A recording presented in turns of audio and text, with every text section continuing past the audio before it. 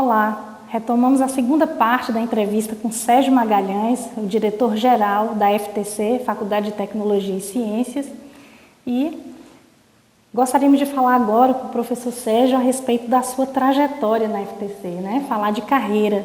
Professor, a sua história na FTC é o que consideramos, né, uma trajetória de sucesso. O senhor, essa história até representa um case de sucesso para nós em nossas aulas de gestão de pessoas. Eu particularmente utilizo isso constantemente, né, no seu caso. E você esteve na instituição pela primeira vez para promover uma dinâmica de integração, né, para os docentes e funcionários, e chegou à diretoria geral e acadêmica. Nós gostaríamos de ouvir o que você ofereceu de diferencial, né, como você considera que isso foi possível e a que você atribui toda essa trajetória de sucesso. Eu adoro trabalhar, então esse acho que é o primeiro requisito. E eu adoro fazer sucesso. E fazer sucesso para mim é ter meta e cumprir meta. Né? Se você consegue superar a meta, o sucesso ainda é maior. Quando eu fui convidado pelo professor Pedro no ano de 2000 para desenvolver um trabalho de grupo para os alunos que zeravam as provas no vestibulares, eles conseguiam ser reprovados, né, por zerar as provas e eles precisavam relaxar, eu encarei aquilo como uma oportunidade. Eu falei, aqui é uma oportunidade que eu vou ter para ser conhecido nessa nova etapa da minha vida. Né? Eu era proprietário de academia, era professor de escola, enfim, já tinha consolidado meu nome nessa área, mas eu enxerguei naquele dia do convite uma nova oportunidade. E assim foi, recebi o curso de turismo, né, para ser aprovado, que por sinal foi no dia 23 de junho, eu acho que as pessoas do sul do Brasil não sabem que é São João, porque marcar uma visita no dia do São João, e eu tinha a oportunidade de viajar ou ficar. Mais uma vez eu fui testado e resolvi ficar e recebi junto com a professora Janaína, lá do município de Salvador, essa comissão aqui, nós aprovamos. Me lembro que nesse dia, logo após essa visita, estava naquela época do apagão. E aí o professor Pedro falou assim, olha, eu preciso de uma atividade para chamar a atenção das pessoas para a questão da racionalização de energia. E eu falei, professor Pedro, eu tenho uma atividade. Ele falou, qual é? Nós vamos fazer um caça ao tesouro. Ele, o que é isso? Eu falei, nós vamos distribuir umas pistas, esconder um prêmio aqui, mas para isso, a pessoa vai receber uma lanterna que dura 20 minutos apenas de energia. Perfeito. Então, foi a oportunidade que ele falou, mas de onde você pensou isso? Eu falei, mas eu acabei de pensar. Ele falou, você não veio com a ideia pronta? Não, eu nem sabia da proposição da ideia. Então, é aquilo que eu falei anteriormente, a educação física nos aprimora para ser criativo e inovador. Então, a primeira etapa foi essa, foi consolidar isso. Depois, eu encaro uma aula como evento. Eu fui ser chamado para ser professor. Então, talvez eu não tenha uma segunda chance de criar a primeira boa impressão. Então, nós precisávamos naquele momento, a partir do momento que eu tenho uma pessoa querendo me ouvir, eu preciso dar aquela aula para aquela única pessoa como se fosse uma plateia com 5.000 integrantes. É a única oportunidade que eu tenho de me revelar. E não se revela tanto uma pessoa quanto o seu conhecimento. Eu fiquei aqui assistindo uma outra entrevista e fiquei pensando, nossa, quanto de propriedade essa pessoa tinha sobre o que estava falando. E é isso que o cidadão busca na pessoa. Porque a verdade na informação, a verdade na construção do conhecimento gera algo que é fundamental. E talvez foi isso que os gestores da FTC perceberam em mim, a confiança na informação. Tá certo? Então foi a confiança, acredito eu, que foi a confiança nas informações que fez com que eu recebesse o convite para ser o coordenador de educação física. A minha administração e a minha gestão frente a esse curso, reconheceu o curso com nota 4, beirando 5, que é a nota máxima pelo MEC. A satisfação dos alunos gerou a expectativa de talvez esse indivíduo seja um bom diretor acadêmico. Foi uma nova etapa na minha vida. E vamos conhecer a lei, vamos conhecer a legislação. Eu tive um auxílio da minha irmã que domina isso demais, 30 anos de UESB, e me aprofundei e fui tirar todas as minhas dúvidas, a partir daí aplicá-las e com o mesmo rigor, né, que executa uma aula, que executa um treino, que executa uma viagem turística, enfim. Eu procurei ser altamente rigoroso nessa perspectiva e isso começou a gerar também nos gestores que, além da função administrativa na área acadêmico-pedagógica, eu integrava isso à possibilidade de novos negócios. né, a valores de mensalidades, a cursos de extensão, a cursos de pós-graduação, a novos cursos na instituição, a associação de uma necessidade de redução de gastos, mas com a manutenção da qualidade. E eles perceberam, acho que nós estamos com uma pessoa aqui que consegue reunir tudo isso. Então eu vejo que isso foi o que chamou a atenção dos gestores da FTC para o convite, para assumir os 2 cargos. E nessa possibilidade, nesse exemplo dos 2 cargos, eles transformaram esse exemplo de Vitória da Conquista nas outras unidades. Hoje ele tem apenas um diretor geral e acadêmico. Então a figura de um diretor geral e um diretor acadêmico não existe mais na rede FTC. Nessa mão aí das percepções, a gente não pode desconsiderar a capacidade, né, desses gestores de terem visualizado isso numa tarefa que, a princípio, eu mencionei que a dinâmica seria promovida para os docentes e corpo funcional, e não, você disse que era para um grupo de alunos. De vestibulandos, ainda não era nem alunos. Exatamente. Ainda. Então, no contexto geral da universidade, eu poderia dizer que é uma atividade extra, que era um apêndice, né, dentro do conjunto, mas é isso aí, e são preceitos que você citou, que a gente sempre está repetindo, mas esquece de colocar em prática. Tá. Eliane, outra coisa que talvez seja importante falar, em algum momento lá atrás, eu não lembro mais o ano, eu me deparei com o ensino da complexidade. Então eu comecei a estudar autores como Edgar Morin, como Fritz J. Capra, Humberto Maturana, Edgar de Assis Carvalho, o Biratã D'Ambrosio, enfim. Foi possível conhecer que as coisas estão todas conectadas. Fundamentalmente, ligado a isso, eu tenho um aspecto que eu não sei se chamar de religioso ou de crença, e aí nesse momento não vou entrar na discussão de religião e crença, mas que eu possuo da integração das coisas. Todos nós estamos interligados, todos nós temos uma tarefa, e nós não viemos aqui viver só, nós viemos viver aqui em grupo. Então, daqueles 4 pilares que são propostos pela Unesco para a educação no futuro, aprender a ser, aprender a conhecer, aprender a fazer e a viver junto, eu acredito que aprender a viver junto é a tarefa mais importante dos seres humanos aqui nesse planeta. Então, quando eu penso em alguma coisa, eu sempre penso em fazer conjuntamente. Então, eu constituí uma excelente equipe de trabalho. Então, as pessoas que me assessoram são todas da área da pedagogia, são todos ligados à educação. Então, isso seria fundamental para que eu tivesse a liberdade de acreditar na gestão, que não é centralizada apenas na figura do diretor, dos seus assessores, das suas gerências e das suas coordenações de curso. Então, me procurei me alicerçar bem para que eu tivesse tempo para pensar além dos problemas que a gente enfrenta no dia a dia. Então, Sérgio, os estudos da complexidade, eles nos permitem, né, enxergar além da questão prática, técnica, né, e ver o sentido do cuidar do outro, né, do cuidar do meio, da integralidade das coisas, isso é realmente importante. Professor, ainda falando, né, na sua trajetória na gestão, e no início de tudo, que foi em 2000 e... A minha entrada lá em 2000. Não, na diretoria geral. 2010. Né? Então, assim, foi feito Você reuniu todo o seu quadro gerencial e conceitual no espaço lúdico, né? Que foi já também um diferencial, e solicitou, eu posso até me incluir nisso, porque estava presente, né? Fazia parte da equipe, faço ainda, e você nos solicitou planos de ação, né? Que os planos de ação para todos os projetos institucionais fossem traçados naquele momento, pensando no médio e longo prazo. Né? E aí eu lhe pergunto hoje, né, que até no momento da realização, eu me perguntava, aquilo representou um planejamento estratégico para a direção da FTC ou é um pensamento estratégico de Sérgio Magalhães? Não. Sim, um planejamento estratégico, mas fundamentalmente em cima do pensamento estratégico do gestor, era da unidade, não era da rede FTC. Né?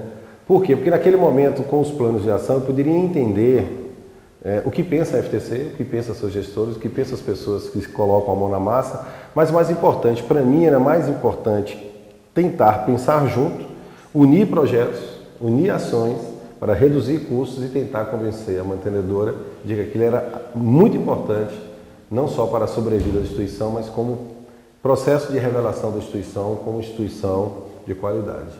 Então, de fato, em toda a área que trabalho no turismo.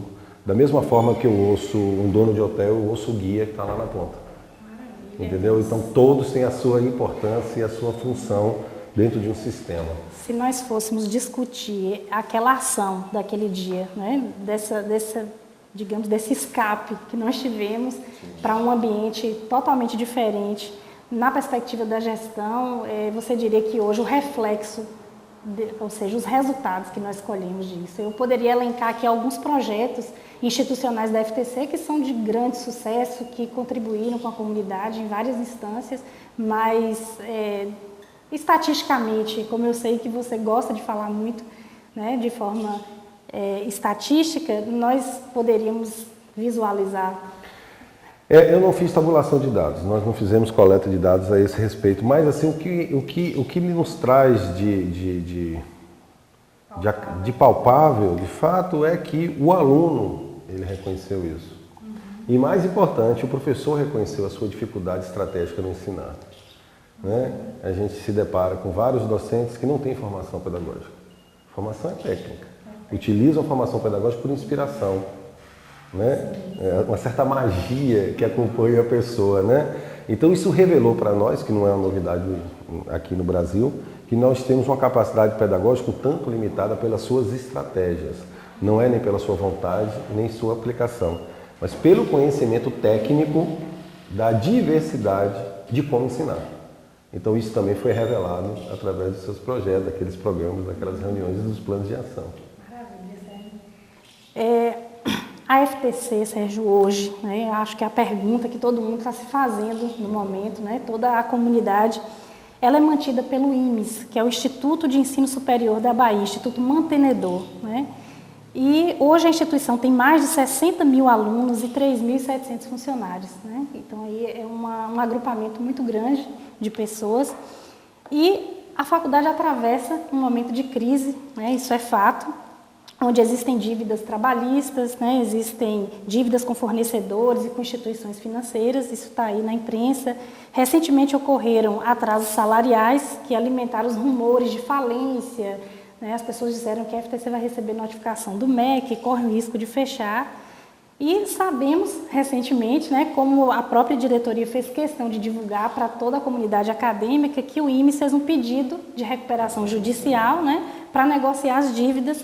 Então eu queria que você esclarecesse para nós o que é verdade, o que é mentira nesse cenário. Que a instituição vai fechar, deve ser algum gosto de algum concorrente ou de alguém que não conhece bem a instituição FTC. O fato é que a instituição pediu recuperação judicial e foi acatada pelo juiz a partir do dia 21 de dezembro deste ano. Então ela tem uma segurança através do processo de recuperação judicial que suas dívidas serão negociadas num processo mais longo, que pode durar até 10 anos. Todos os fornecedores ou todos os seus credores se juntarão em uma assembleia onde 50% mais um terá a possibilidade de dialogar com a instituição, com o IMES, o cronograma de investimentos. A instituição é altamente rentável. O que dificultava a FTC era seu passivo trabalhista, mais o seu passivo de fornecedores. Então, lá atrás, em 2004, 2005, 2006, a instituição ousou em criar novos cursos, ousou em montar vários projetos de educação e com preço muito barato. Então, o ticket por um curso de administração, por exemplo, não sobe há 8 anos. Muito pelo contrário, hoje ele é mais baixo do que os alunos que formaram em 2004. Então, como é que se convive com aumento salarial, com reajuste de salário de professores, com todo o processo de ajuste de livros, enfim, de tudo, de uma carteira, de um pincel, se você não aumenta o seu ticket, não é verdade? Então, a instituição teve que conviver com isso e optou por alguns entraves, né, como não o atraso salarial em si, mas não o pagamento de FGTS e atraso com alguns fornecedores. O que chegou a essa crise que nós tivemos aí até o fim, instalada, né, no final de 2011.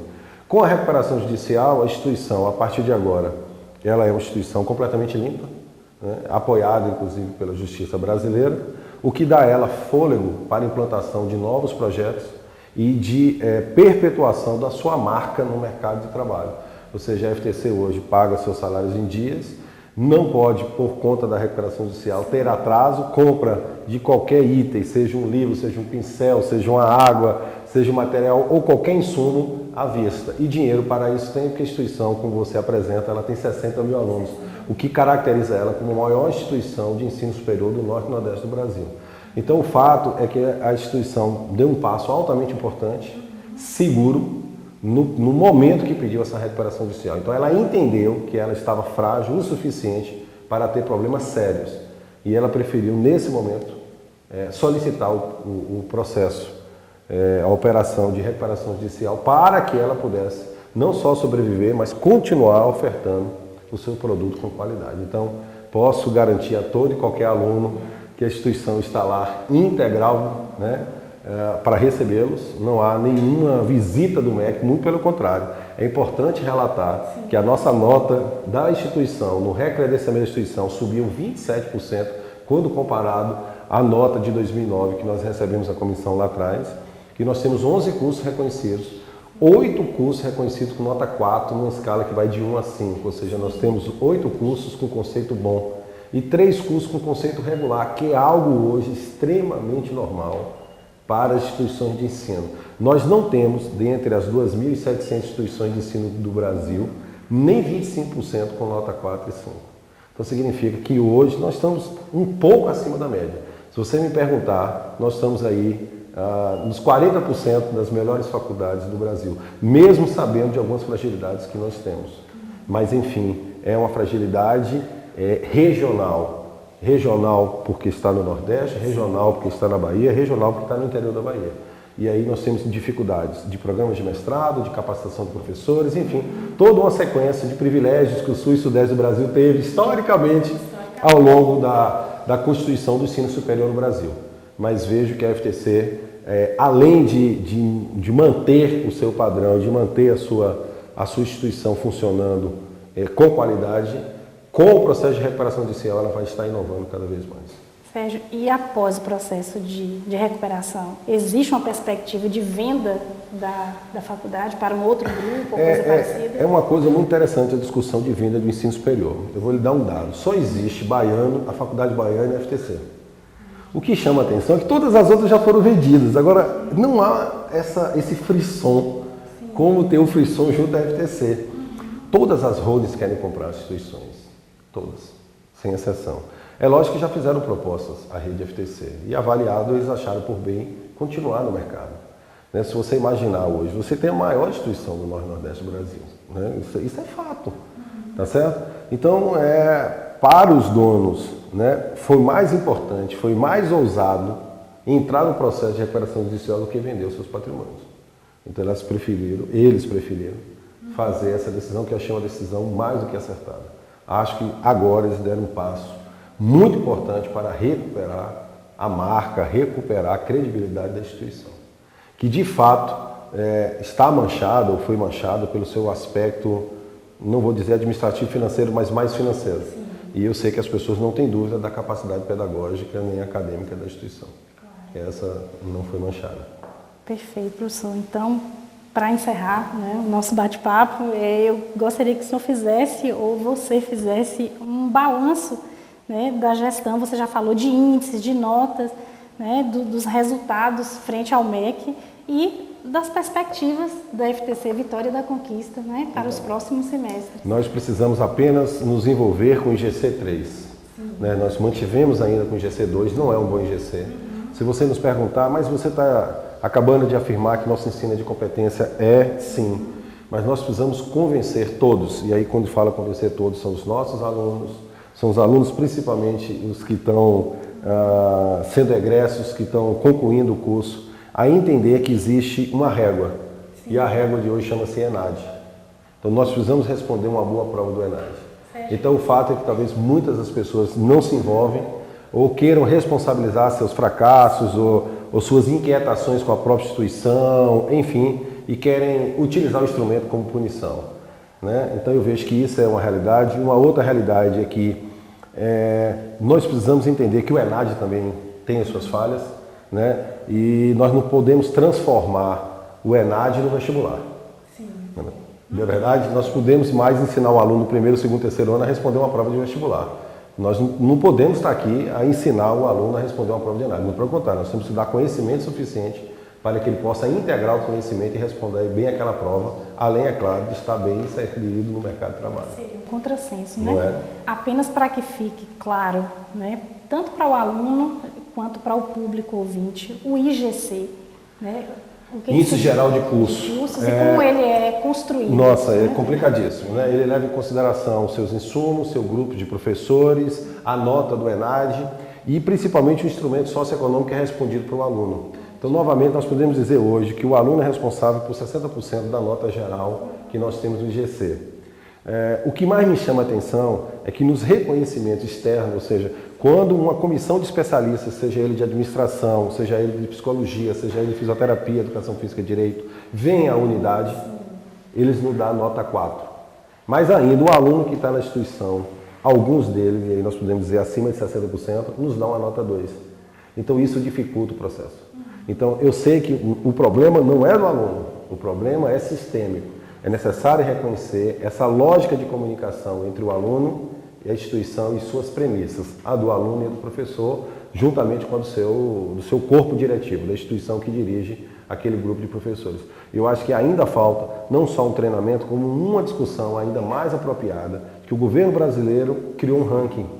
Mesmo que eu sou contrário a esse ranking, né, que eu não adoto esse ranking, eu não acho importante esse ranking, no final das contas nós somos ranqueados. Né? E nós precisamos passar para um ranking 3, porque enquanto tivermos um ranking 2, nós não podemos abrir novos cursos. Nós temos 5 projetos não engavetados, em cima da mesa, para ser aplicados. Só podem ser instituídos a partir do GC5. E nós estamos a 3 pontos do GC5, nós estamos batendo na trave. Está faltando pouca coisa. Vamos chegar lá. Com certeza. Sérgio, de gestão agradece a sua presença, foi esclarecedor, eu creio que para toda a comunidade FTC e também para as demais pessoas, né, que assistem o de gestão. Muito obrigada pela sua presença. Adorei toda a discussão que foi plantada aqui nessa mesa. Ok, encerramos aqui mais um de gestão e até a nossa próxima edição.